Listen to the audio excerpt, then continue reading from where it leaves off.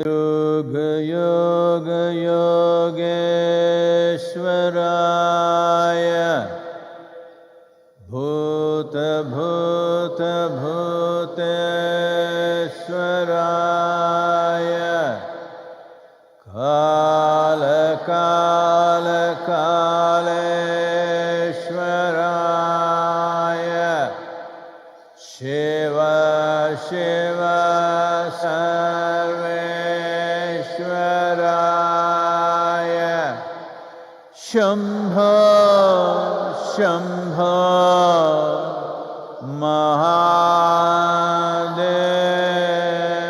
Mahadevaya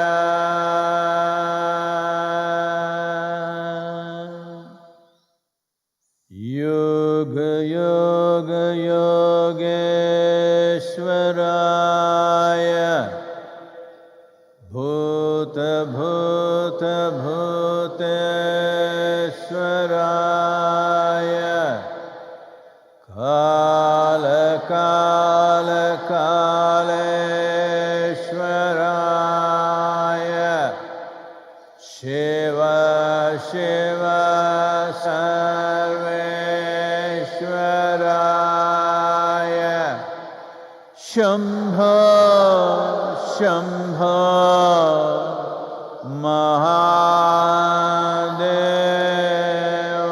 Mahadevaya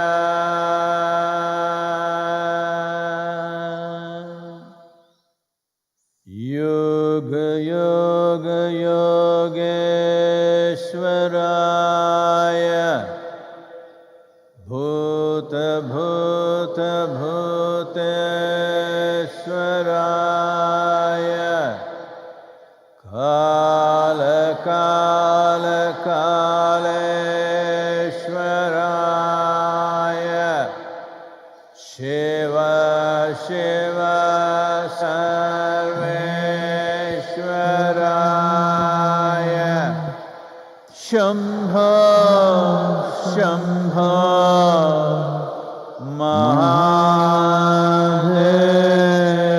Mahadevaya Yoga Yoga Yogeshwaraya Bhuta Bhuta Bhuteshwaraya Kala Kala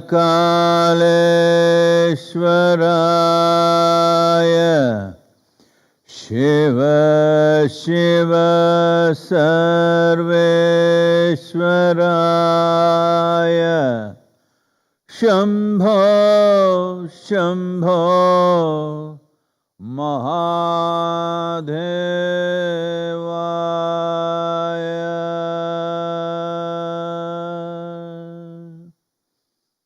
Yoga Yoga Yogeshwaraya Bhuta Bhuta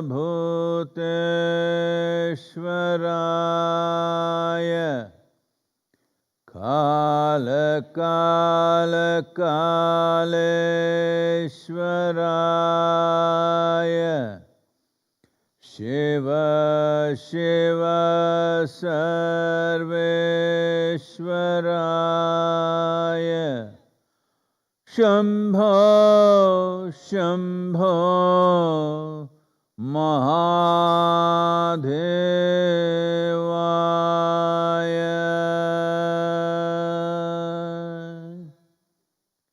Yoga Yoga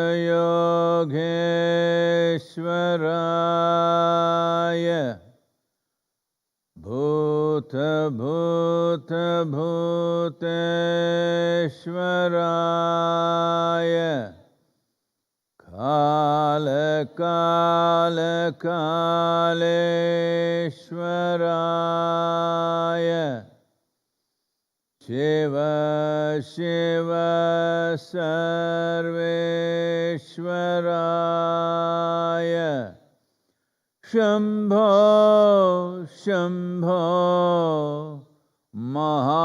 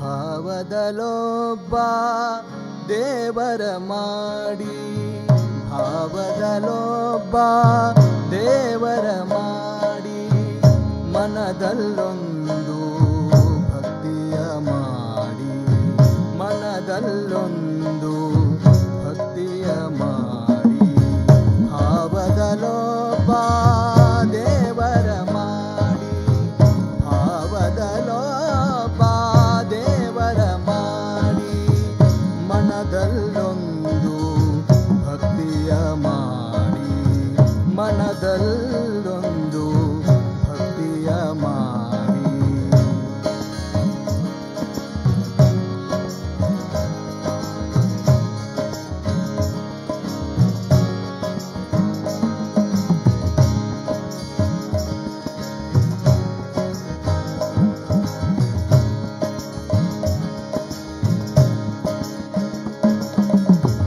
ಕಾಯದ ಕೈಯಲ್ಲಿ ಕಾರ್ಯವುಂಟೆ, ಕಾಯದ ಕೈಯಲ್ಲಿ ಕಾರ್ಯವುಂಟೆ, ವಾಯಕ್ಕೆ ಬಳಲುವರು ನೋಡ, ವಾಯಕ್ಕೆ ಬಳಲುವರು ನೋಡ, ಎತ್ತನೇರಿ ಎತ್ತ ನರಸುವರು, ಎತ್ತನೇರಿ ಎತ್ತ ನರಸುವರು, ಎತ್ತ ಹೋದರಯ್ಯ ಅಯ್ಯ, ಎತ್ತ ಹೋದರಯ್ಯ ಅಯ್ಯ, ಎತ್ತ ಹೋದರಯ್ಯ ಗುಹೇಶ್ವರ. ಭಾವದಲೊಬ್ಬ ದೇವರ ಮಾಡಿ, ಭಾವದಲೊಬ್ಬ ದೇವರ ಮಾಡಿ, ಮನದಲ್ಲೊಂದು ಭಕ್ತಿಯ ಮಾಡಿ, ಮನದಲ್ಲೊಂದು ಭಕ್ತಿಯ ಮಾಡಿ, ಭಾವದಲೊಬ್ಬ ದೇವರ ಮಾಡಿ, ಭಾವದಲೊಬ್ಬ ದೇವರ ಮಾಡಿ, ದೇವರ ಮಾಡಿ, ದೇವರ ಮಾಡಿ.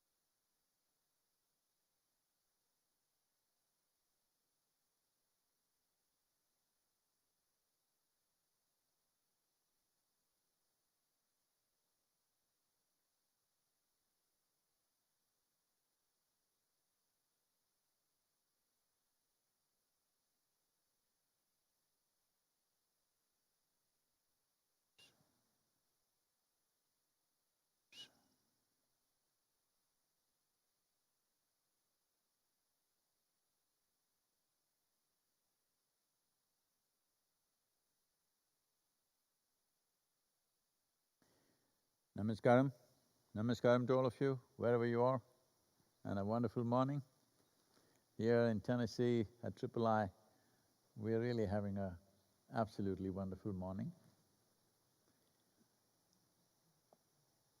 Whatever the time of the day for you, wherever you are.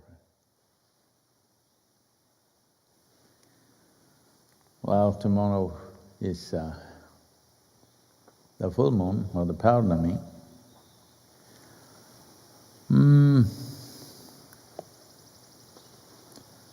I was thinking of August, but for various reasons, we have pushed it to September. But from beginning of September,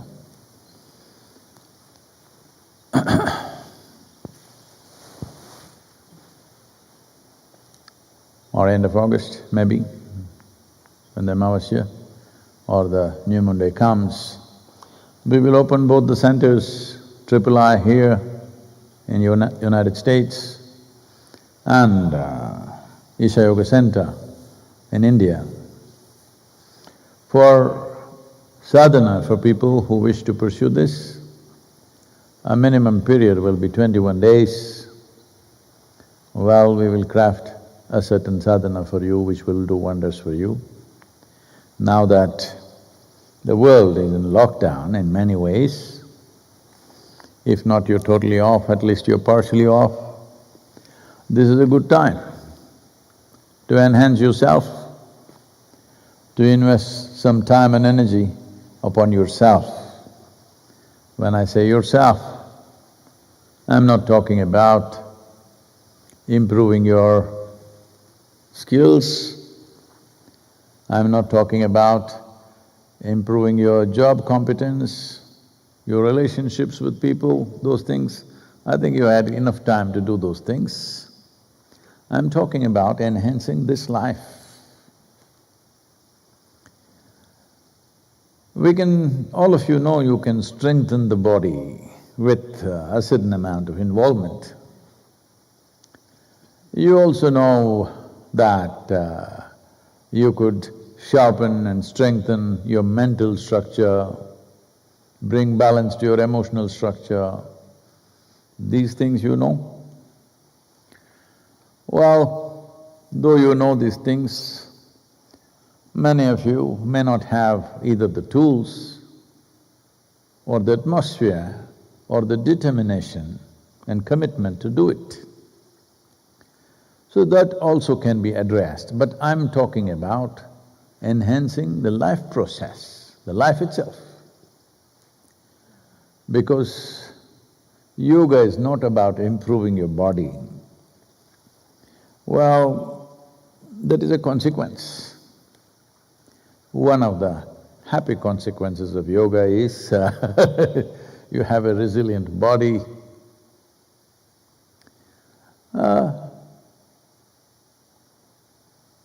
Either you will get a sharp mind or become nothing, like me. Emotional balance, enhancement of whatever we do in our lives, all these are very happy consequences, but not the purpose of yoga. The purpose of yoga is to make this life burst in such a way that you cannot make out which is you and which is not you. That's union. Yoga means union. For this, you need enough life energy within you. You need an effervescent bursting forth energy within you, life within you, so that body cannot contain it. If you are a feeble piece of life, you are not even able to supply enough energy for the body.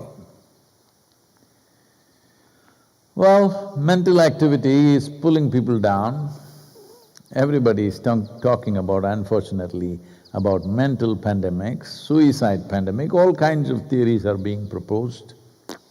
And unfortunately, many of them may come true, because people have not even invested themselves even to take charge of their own faculties. It amazes me People are 50, 60 years of age, still they don't know how to handle their thought and emotion. When are you going to learn? When you have a millennial lifespan, what is it? It is like, let us say you're 50 years of age. I'm using 50 not to insult many of you who are here, but as a halfway mark, I'm saying. So, let's say you're 50 years of age, but you don't know how to use your hands. What should we call you? You have normal hands, but you don't know how to use them. We will call you a hobo.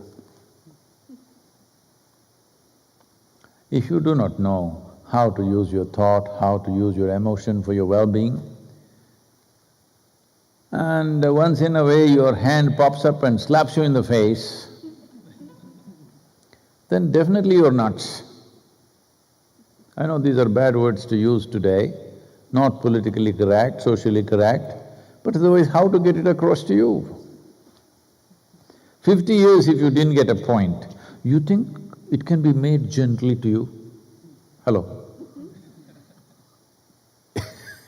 50 years of living here on this planet, if you still did not understand how to use your thought, how to use your emotion to keep yourself well, if you did not understand how to use these two hands so that they don't come and slap you in the face, well,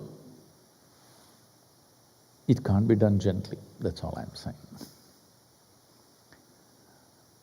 So, all these things are important, but you want to improve in installments, or you want to just burst forth as a life which is beyond various limitations. If that needs to happen, you need to enhance this life. I've been I think many of you are familiar, I've been using this analogy of a bubble. You blow soap bubbles. Like that, this is a bubble. Well, the size of your body does not determine the size of the bubble. The size of the bubble is determined by how much life energy have you captured. Because what we are referring to as life is not just invested in this, it is here, out in the air, it's in the tree, it is in everything, it's in the entire cosmos. This is a living space. We have captured a little bit, and fortunately, creation has given us, out of its magnanimity, given us an individual experience. This individual experience, instead of becoming a great possibility, has constipated the whole humanity, because most people have misunderstood their individual experience as individualism. As there are many isms, many dogmatic religions which tell you this is it, individuals are just another religion. Some have gathered a few people around them, some lone warriors. Because an individual is a dogmatic nonsense. Everything is 100%. This is what I like, this is what I dislike, this is whom I love, this is whom I hate, everything is determined. Well, you're a bloody religion. When I'm saying bloody religion, not with any disregard for any religion, because you will bleed, that's all. You will injure yourself and you will bleed, there's no question about that. So, enhancing the life itself is what the purpose of yoga is. The marketing jargon, unfortunately, we have to put out, your headache will go, your backache will go, your immunity will come up, you will fight the virus better. Even when there was no virus, yoga was still relevant because it's about life. It's not about virus, It's not about not going to the hospital. It's not about, for the first time, being negative is good.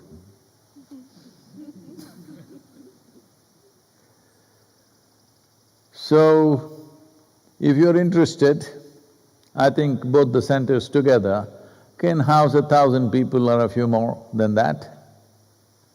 21-day batches you can come, we will open this up. I've not even told our teams to work out the modalities, but tomorrow is Purnami. I was just thinking, August moon, we shouldn't miss it, but we did not announce it. Some logistics have to be prepared and some protocols have to be set so that people don't bring virus into the center. Probably these two centers have been the safest havens for people because both here and in India, where there are nearly 4,000 people, we have not had a single infection till now. So, we want to keep that, so there will be protocols, but even those periods can be used for sadhana. Those of you who feel that you could do with enhancement of life should do this 21-day. What does enhancement of life mean?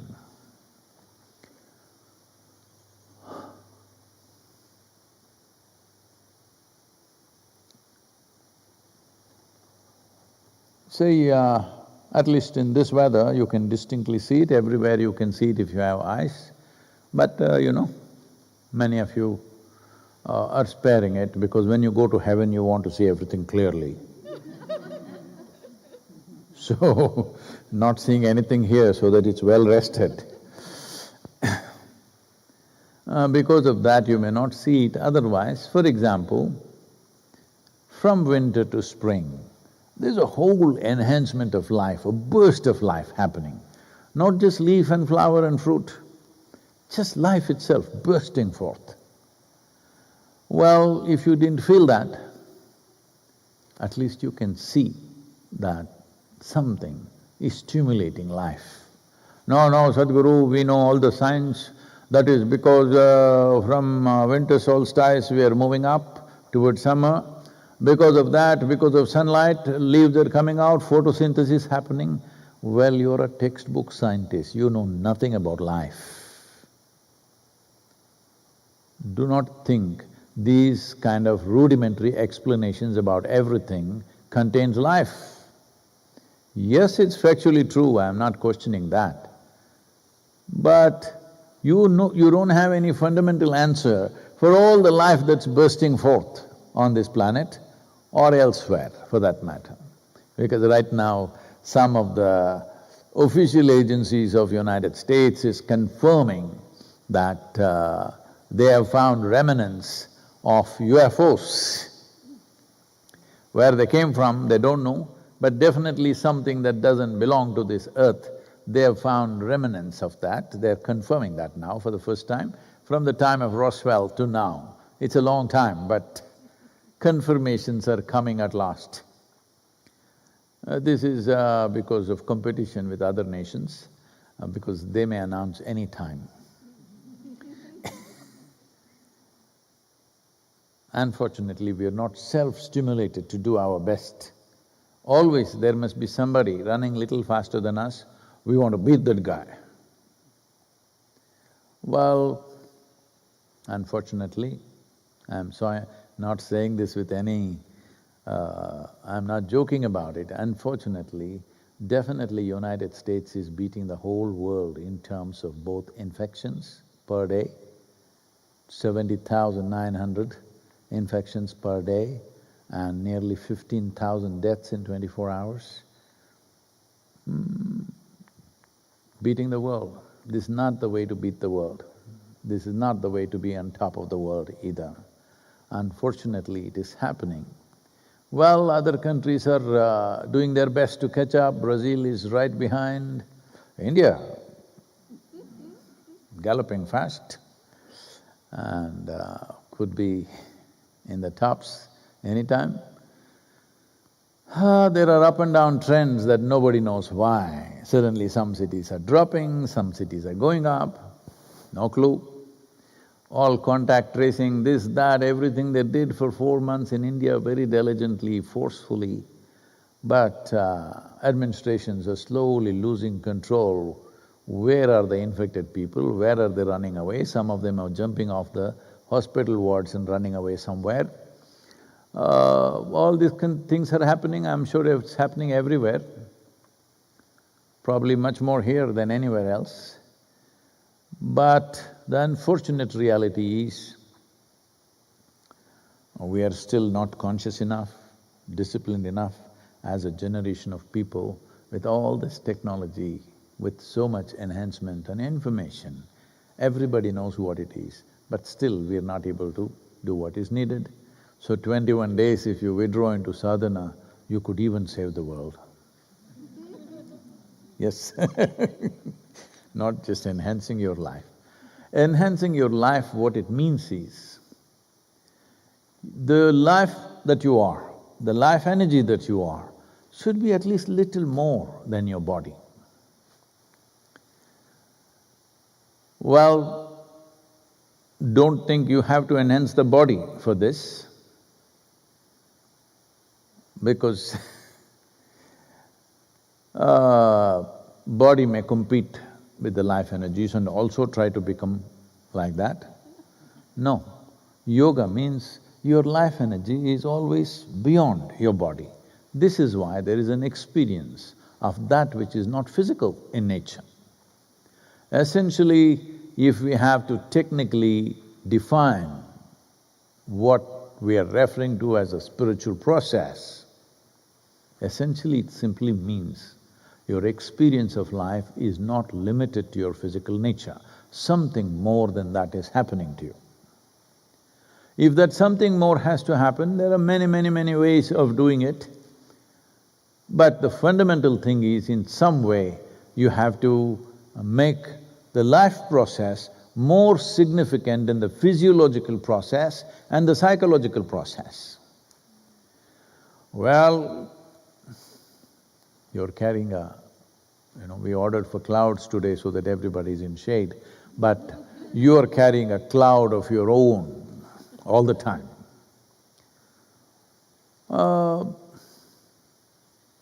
Generally, at least in this part of the world, not so much in India, but in this part of the world, a cloudy day is considered a dull day. In India, a cloudy day is seen as a pleasant day.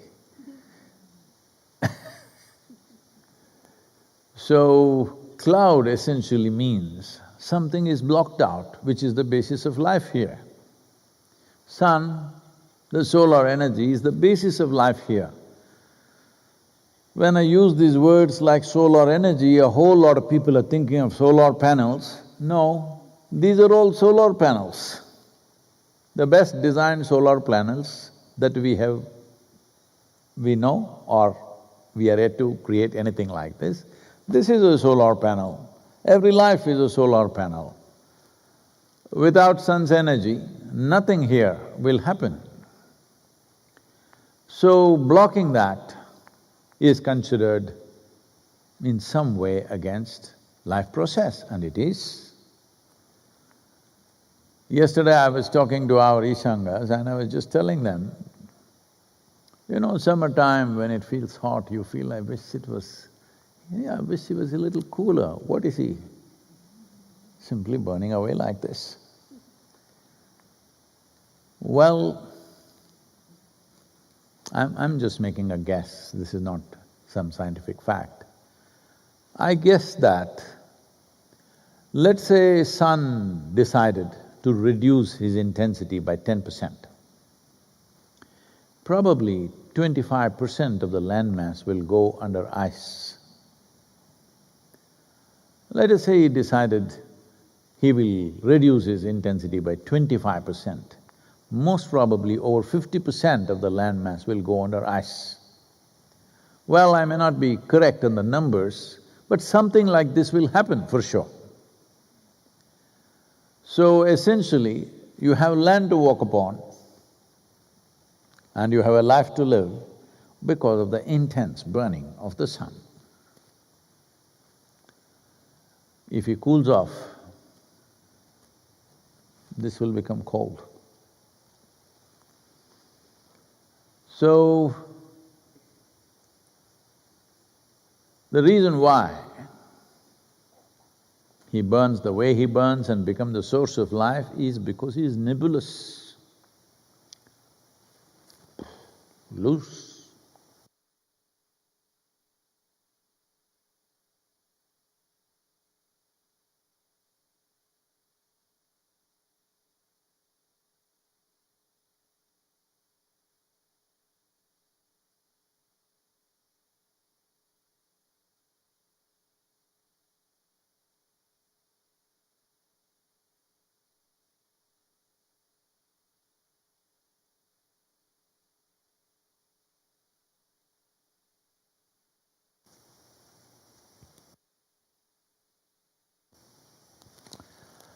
Hello, hello, hello.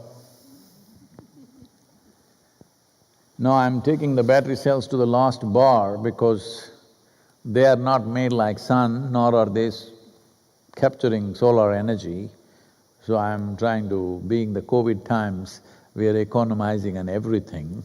So I thought we should run the batteries to the very last bar. So sorry for that 1 minute of… the rest of the world who are watching, wherever you are, didn't go into confusion, what happened, what happened? The video is still on. So the sadhana is about changing your form.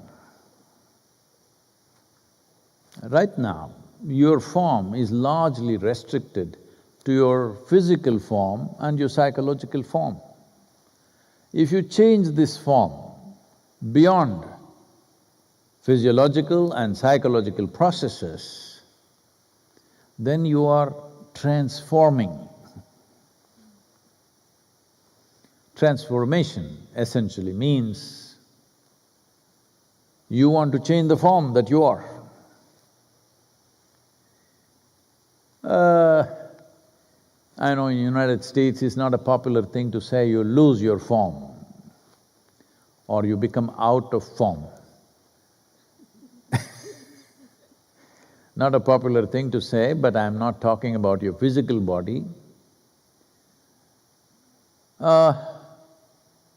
You can remain zero in your body size, whatever zero means. In my understanding, zero means non-existent.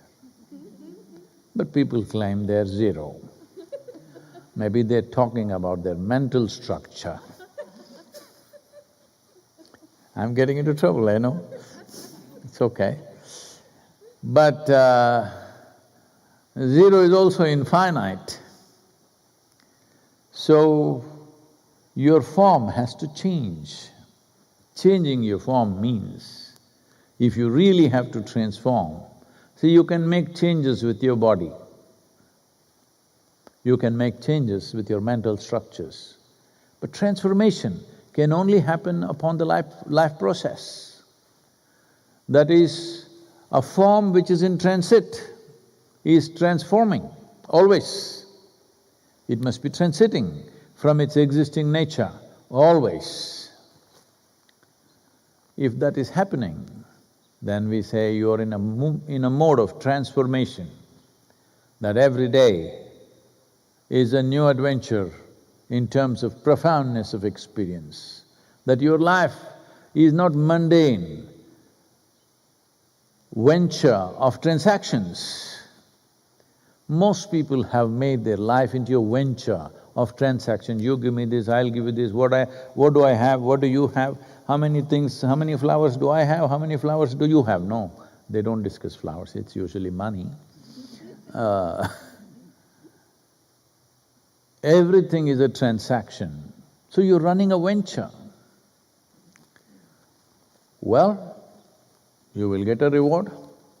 Maybe we'll get you an Indian granite stone. I'm saying when you're dead. Or we will just burn you and spread the ashes to the trees. Better a living monument than a dead monument for you. Because there is no reward for this life. The only reward is life itself. Because one who fails to see the phenomenal nature of what has been invested in us, for him, what reward? A stone is a reward? A heaven is a reward? What is there in heaven? Because this is nature's creation, here the imagination is limitless. You take and assimilate all the pieces of heaven from every religion on the planet. What is in heaven? Nobody… they don't even have a grasshopper. Hello? No. In some heavens, there is food, heaps of food. In some heaven, there are floating people, half-bodied, not even full-bodied. And in some heaven, there are pretty women, all right? But no grasshopper, no chickas.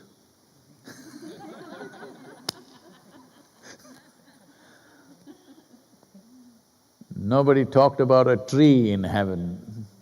Nobody talked about a flower in heaven. I don't think anywhere there's a description, please tell me if I'm wrong.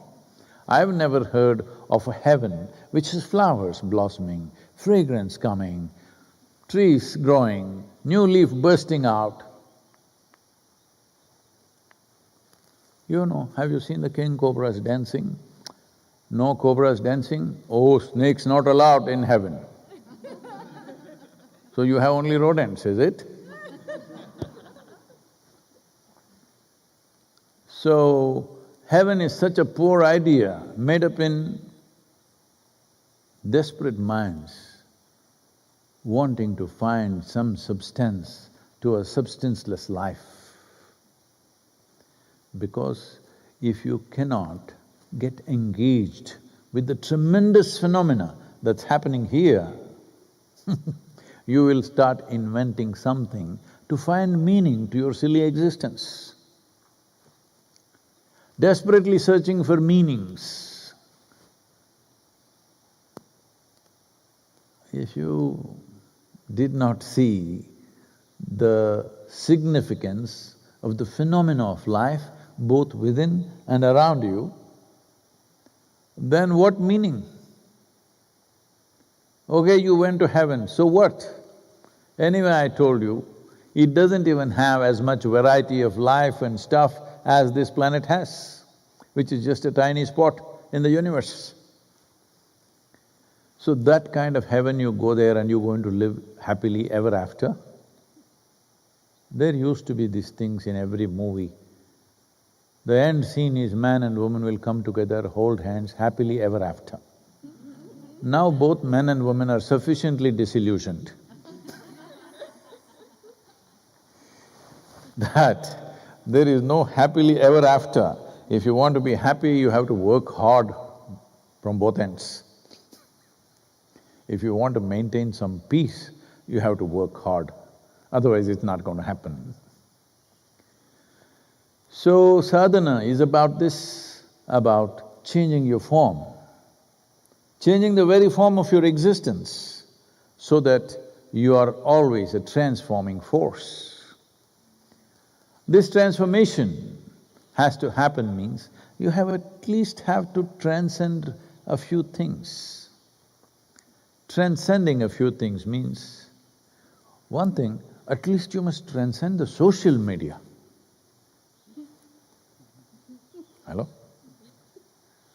Birds are tweeting, it's okay. You must transcend at least the need to bullshit the rest of the world for some time. Just learning to, just sit quietly here. This much must happen, that you must become comfortable with this life. You don't have to mess with some life all the time. This much must happen for every life. If nothing great happens, at least this much must happen, that you must know how to be engaged and involved and enjoy the process of this life without messing around with any other life. Even if this doesn't happen, you haven't even started yet. That's what it means. So, 21-day sadhana will be available. Please make use of it. As I said, considering the virus times and the nature of accommodations we have to provide, maybe together, both in India and here put together, we can offer 1,000 people at a time. But protocols will be there. If you have questions, please. Namaskaram, Sadhguru. In this age of Kali Yuga, how would you introduce spirituality into corporate India?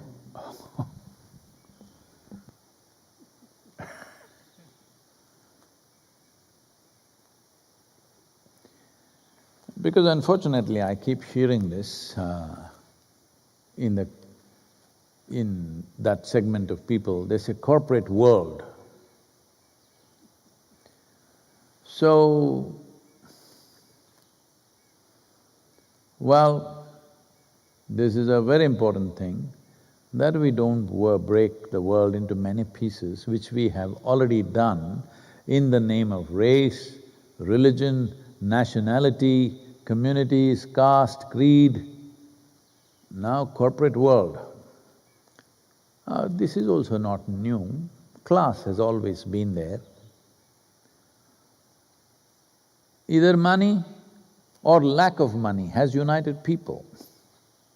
Moneyed people gather in one place, no money people gather in another place. So, that is what probably they're referring to as a world.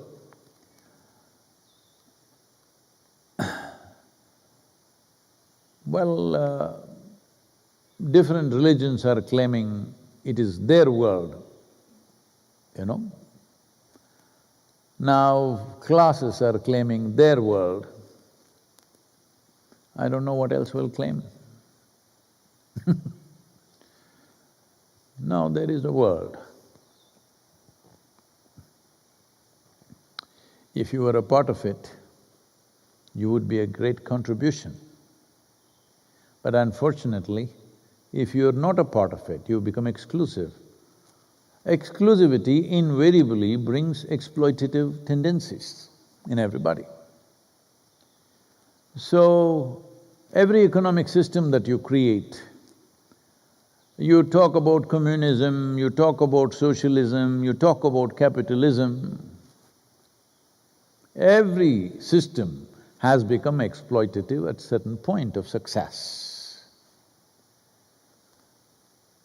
Either exploiting the very people that they're supposed to take care of, or exploiting somebody else who is not in the communist world or the socialist world or the capitalist world. Now, how to introduce spirituality to these people? Well, these people have found material success. That means, in many ways, a few things, not everything about their life, a few things they've gotten logically correct. So, it's very important that if spiritual process has to enter corporate world,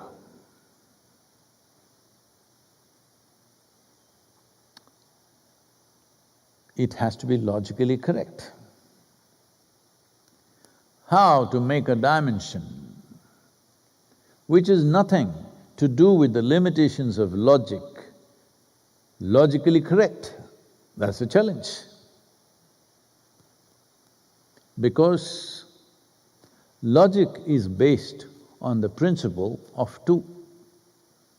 There must be this and that, then there is logic. There must be high and low, then there is logic. There must be you and me, then there is logic.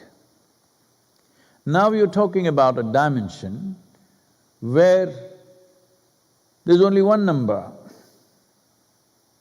either 1 or 0.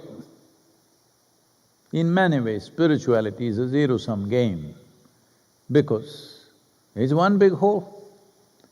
Who is here to cut this? This is not your birthday cake, to cut it into many pieces and serve it to people. It can't be done like that. Well, you're trying to do that in your mind, for that there is inevitable suffering that everybody is going through. So corporate world is also just one more piece of the cake, maybe the creamier part of the cake. Especially because there is more cream on their cake or their piece of the cake, they are little more, you know. Generally, at least the men in the corporate world, oh, little noosed up. Because of that, even the breath is constipated. Because of that, very limited logic. First of all, human logic is a very limited process. Most human beings have not understood or grasped the basis of our logic and the limitations of our logic. This is why they're going on eulogizing silly little things that they say. Well, for this there is Indian masala. You know, haven't eaten anything. If you talk Indian masala, my mouth will water. Because not the kind that Usha is serving or somebody else is serving in this kitchen. I have my masala, if you eat it, you will become my slave. Yes, why the tongue? Your tongue will hang out and you'll be pointing at me all the time. Yes. So, Indian masala is there, with which we can say most illogical dimension of life in a logical way.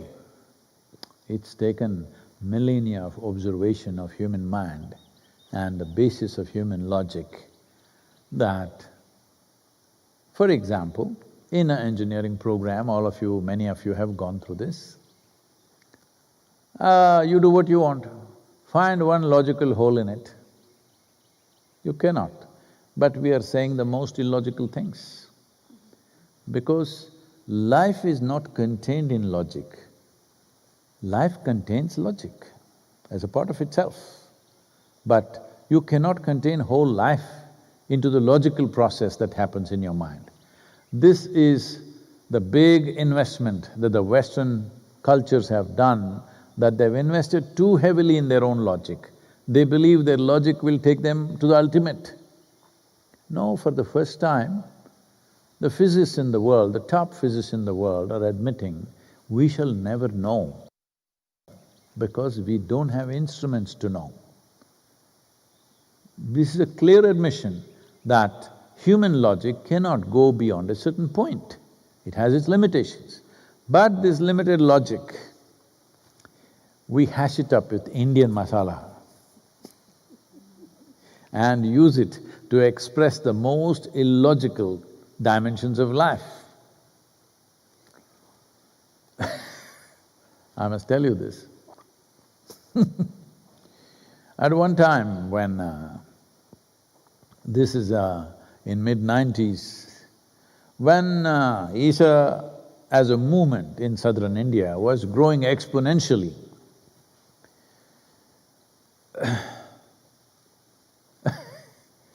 so for the local people in Tamil Nadu, I'm somebody who landed up from somewhere, who doesn't know a word of Tamil, but bullying them with their own language, or saying all kinds of words which don't belong to Tamil but conveying what I want to convey. Even today I'm managing Tamil language with just 33 words of vocabulary. Then it was just 11. So saying all kinds of things, but it was logically correct. So they were taken by it and it was just growing. The state government got little nervous, who is this guy? He just anywhere he goes, thousands of people gathering, what's happening? Is he going to start a new political party? Is he going to contest elections? All these kind of things came up. So it seems they sent some intelligence officers to our programs. Maybe here also, I don't know if you're FBI. So they came and they did the inner engineering program. Then unfortunately they got into the Bhavaspandana program and the horror of horrors, they got into the Samyama program. And then they submitted a report. After almost 2 years after this report was submitted, we found some access to the report because we didn't even know such a thing had happened. So these guys who reported, to put it in a brief form, they said, this first program is very good. You know what they mean. What they mean is it's logically correct. Second program is little crazy, but all right. Third program, this must be banned. Because without doing anything, they're just sitting there and going crazy, not doing anything. At least in the second program, they were doing something to go crazy. In the third program, they're doing nothing and they're going crazy, this must be banned. So when I came to know of this, I thought this is a classic case of observation. It has to be logically correct. Tell me, is your existence logically correct? In the middle of nowhere, you don't know where this cosmos begins, where it ends. In the middle of nowhere, you're sitting on a little mud ball called Earth. It's just a tiny little mud ball. And thinking up all kinds of things sitting here. And whoever comes here, we call them an alien. Aliens have come. We are a microscopic, super microscopic existence, but any other life is alien to us. So this is our logic. It's absolutely illogical. Your very existence is illogical. There's simply no logic to your existence. We are trying to find meanings, no meaning. So, of course, with the corporate people, you have to say, you will be peaceful because they're never peaceful. And they're telling me about 120,000 corporate leaders or in the executive group of people, managers and executives in United States are dying much earlier than they should, and about $180 billion is being spent on just corporate executive health in this country. Why are they so sick? It's very natural. When you have a world of your own, you will be sick, I want you to understand. We not only have a world of our own, we also have separate heavens. You should see on the golf courses, people keep on arguing, there is a golfer's heaven. Golfers go to a different heaven where it's full of golf courses. Sex maniacs go to another place. Foodies go to another place.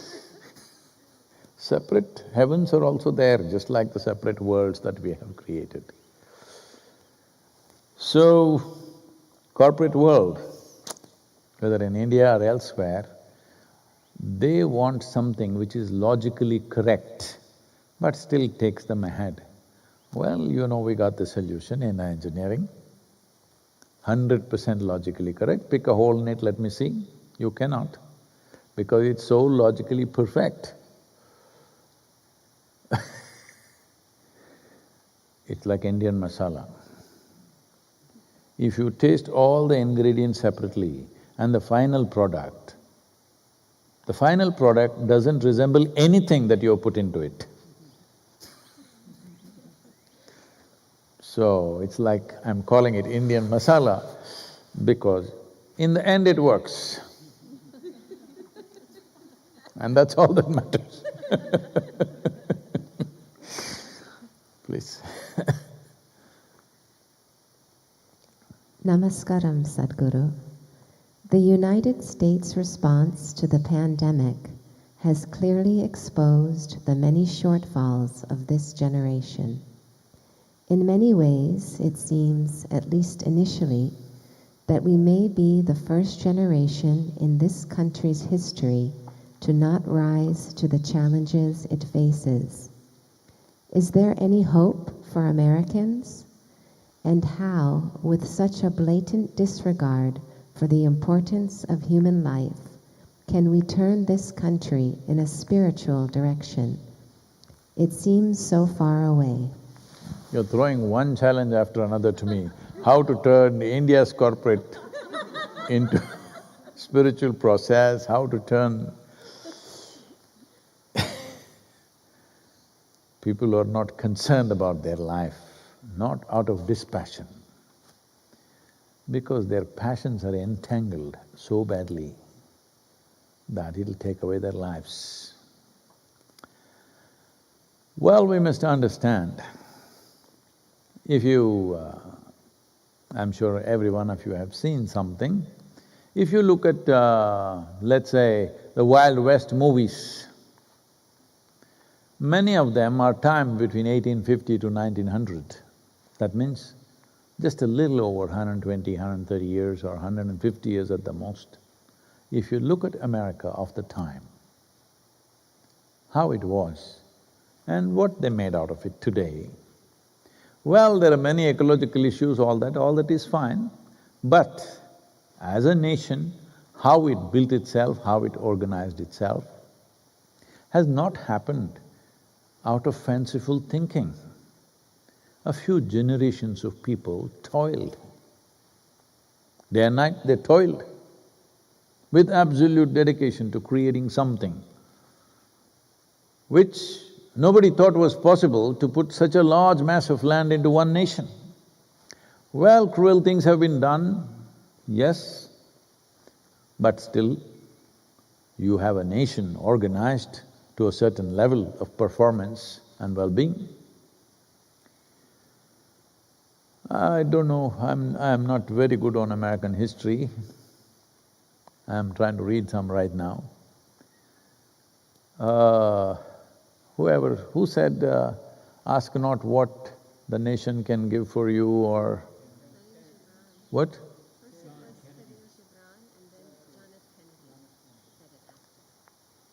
Oh, the Lebanese… the Palestinian and Lebanese people will say it came from there. Everything came from there, all the troubles. Is it true Khalil Gibran first said it? Is John F. Kennedy who said that? Not further back, not Abraham Lincoln or somebody. Okay. So, whoever said this, it matters. Maybe it came from Lebanon or Palestine, probably. So, generations of people who did not ask what they can get, but talked about what they can do for the nation. From there, we have come to a generation born into comfort, born into too much technological conveniences. This happened. This happened early 20th century. A man went to England.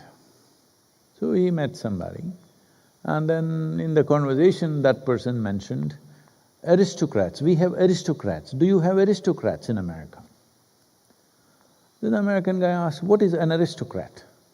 Oh, you don't know what's an aristocrat? Aristocrat means they don't have to work for their survival. Everything comes to them, they live on other people's work. Oh, in America we call them hobos. They don't do any work, they live on other people's work. So, unfortunately, from a hard-working America, a lot of them are becoming hobos. So no wonder they're even talking about changing the economic system, which demands you need to perform at some level, to a welfare system where everybody can… You can wear your mask and smoke, you know. The moment you use the word freedom in your lexicon, you must understand this, you will become irresponsible. Responsibility should have been the word. Unfortunately, a generation picked up freedom, freedom. Freedom means what? I will do what I like. If every one of us do whatever I please, well, we will have a disaster, which we are having unfortunately right now. Where some world leaders are going out to describe United States as a primitive society. If you've not seen the news, some people are saying this. Because unfortunately, it is happening. People are dying in thousands per day. But people are saying, I want to have my haircut. I have lived without a haircut for so long, hello? Saying, what's happened to us? Like one girl came on the television from, I don't know, some university in Texas, young girl. She said, the problem right now in the university is Budweiser is more important than their grandmother's life. That is a real problem. I think she, in many ways, she captured the unfortunate spirit of the young people in America right now. I wouldn't say every one of them, but a whole lot of them. See, there are times to sit back and enjoy a few fruits of life. There are times to stand up and do the right things. If you don't know which is which time, then you will be a disaster. Unfortunately, a certain segment is going that way from 3-4 generations of really hard-working people who built this nation from nothing, from scratch, to this point. Now people who are here don't know how to live, don't know how to respect all the life's toil that generations of people have put in. Generations of people have just worn their life out to build this nation. But today, you don't even have basic respect for them to preserve and nurture and enhance it further. If that is missing, unfortunately you're unworthy. Right now, don't be insulted, in the universities at least,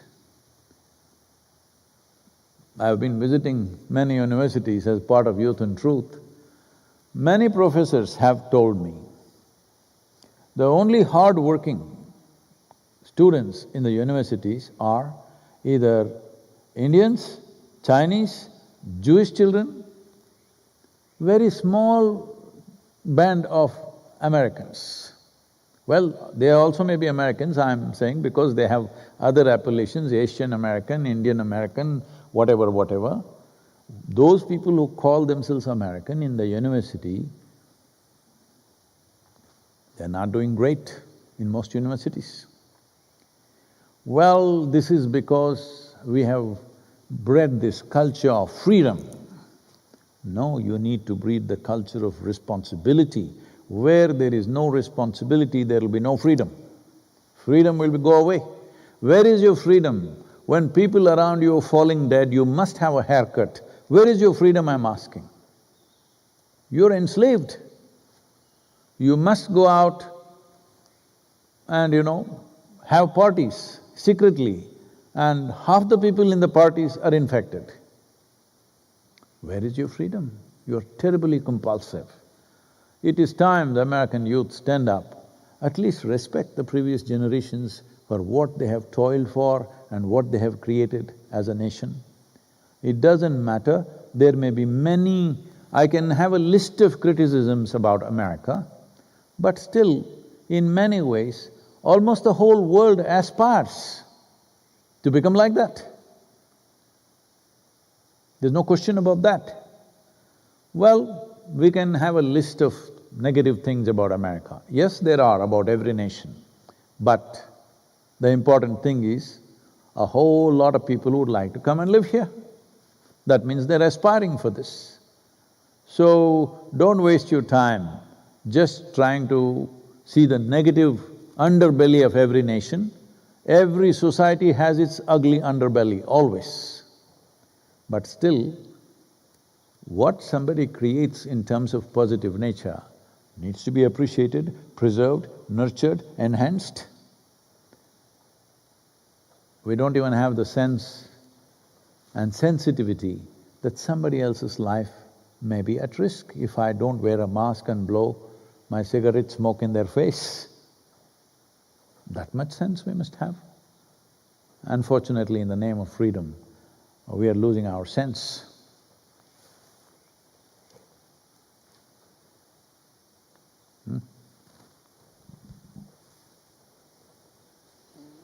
This question is from Harsh, from Agra.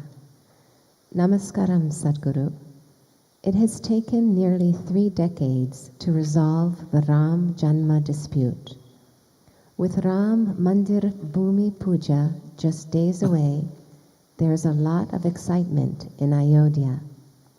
Even though Ram was a king, why is he worshipped even today? I want to understand how Ram is relevant in today's times. Well, because he's from Agra, he's calling him Ram. Where we are from, we call him Rama.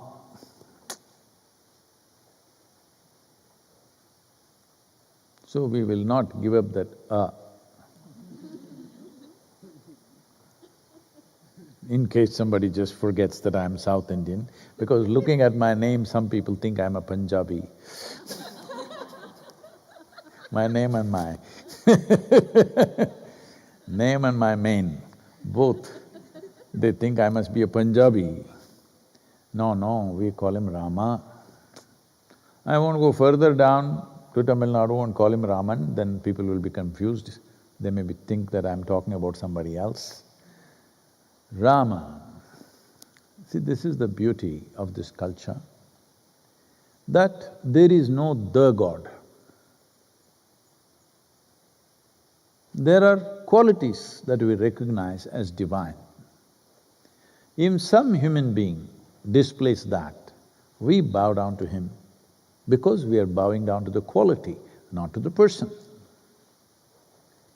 This is something that most of the world will not understand because they've been psyched with very dogmatic religions. What is God, what is devil, what is man, what is woman, everything is clearly defined. In India, nothing is defined because, I told you, Masala, everything is like that, always evolving, always things happening.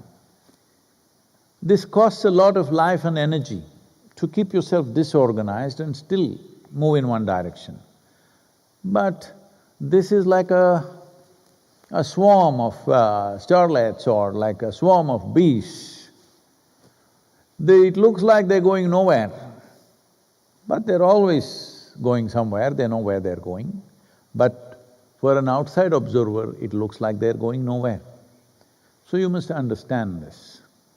Ram or Rama is from Ayodhya, which is where the temple construction is happening because it's his birthplace.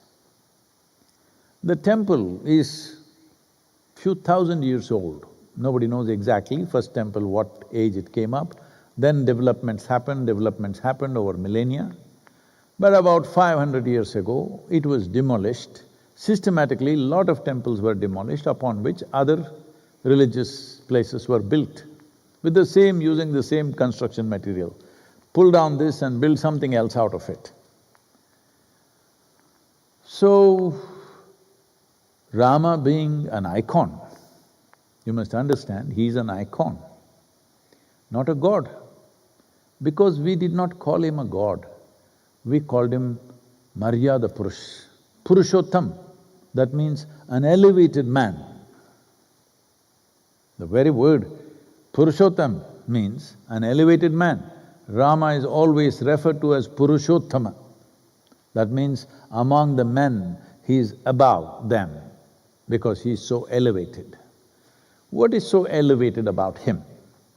Well, he went through trials and tribulations, I will not go through the whole works, but series of disasters, serial disaster, his life. He loses his kingdom, loses his wife, has to fight a war, then comes back, again loses his wife, loses his children, almost killed his children, endless number of disasters. Through all this, he goes through peacefully, blissfully. Pain, but still blissful. On one level, on a personal level, he has much pain which he expresses, but he never allows that pain to make any decisions about anything that he is doing. Well, when a man acts like this, we say he is Purushottama, because he is… Uttama means an elevated one among the men. It's very important that he is a man. He was born in Ayodhya and died at a certain age and went through all this life, traveled through Indian geography, coming down to south and again going back to north. After having killed his adversary, a man who kidnapped his wife and was living and ruling wantonly, after killing him, he comes back and goes into a year of repentance. So his brother asks, "Are you crazy? This is the worst kind of guy. You had to kill him. And now you want to repent? What does it mean? Did we all do wrong?" So Rama said, "See, there are many negative things about this Ravana, but he was a great devotee and he was a great administrator of his kingdom. He exploited everybody else, for which I had to kill him. But he was a great devotee. For that I'm repenting, that I killed a devotee." Well, this man needs to be emulated, and it's very important that he is a man. If he becomes a god, you'll hang him on the wall and forget about him. Nobody tries to ever emulate a god, you must understand this. God means is beyond emulation. That is the idea of human mind. A man means, if he's doing really wonderful, naturally there is an aspiration in everybody, why can't I be like this? So it's extremely important that he is a man. He was a king, he lost his kingdom and again came back and walked away from all the wealth and pomp of his kingdom just because somebody else was upset. His stepmother was little upset and she was doing little kuchu-kuchu behind his back. She said, "If this is what you want, I will leave." Well, this man needs to be emulated. When people are hanging on to power like crazy today, no matter what, even if they lose the election, they don't want to go. At a time like this, emulating Rama is very, very, very important. So why is this temple important? The temple is important because in many ways, at least in the northern part of the country, in south, not so much, it is very much there but not so much. But in the north, Rama is their spirit. And 500 years ago, when foreign invaders from Turkey and some from Mongolia later on, they came and they systematically went about destroying all the temples, which were ancient temples built long time ago, which was the fundamental force for that society, and put up whatever they wanted to put up hurriedly on top of it. This dispute has been raging. This dispute has been in the court for, I think, if I'm correct, about 135 years since the British era. It has been in the court and going on and on and on.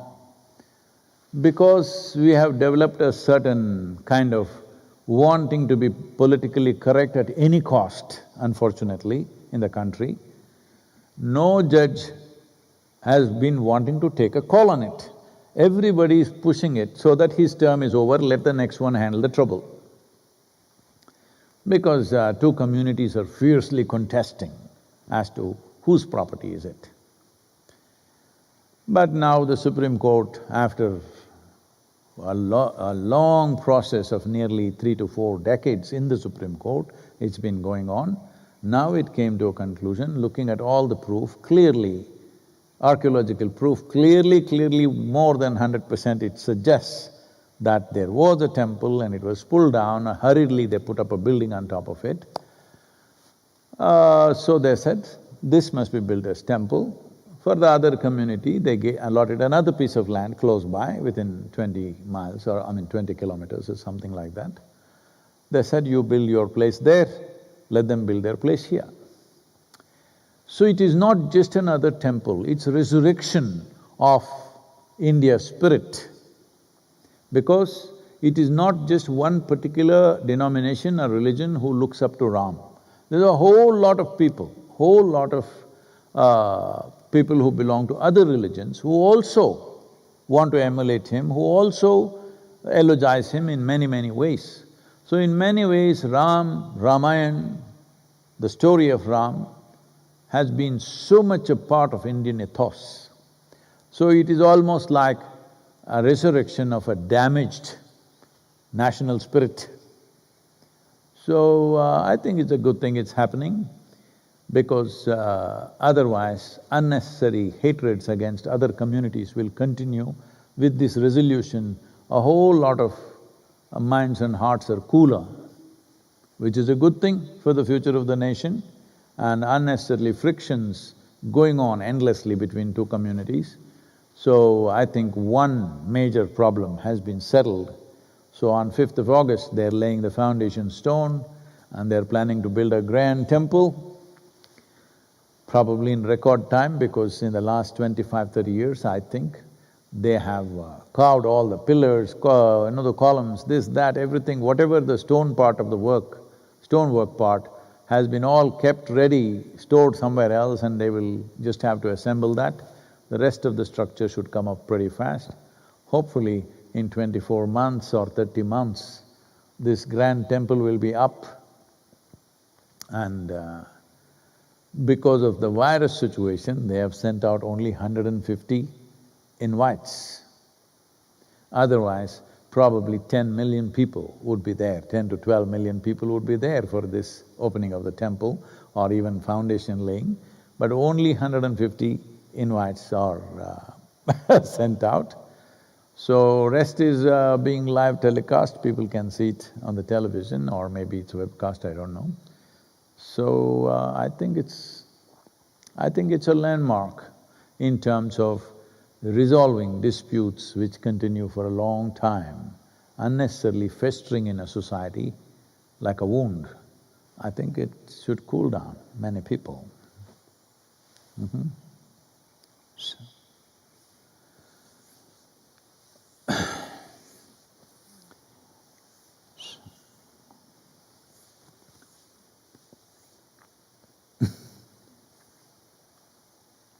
Now that you asked Ram question,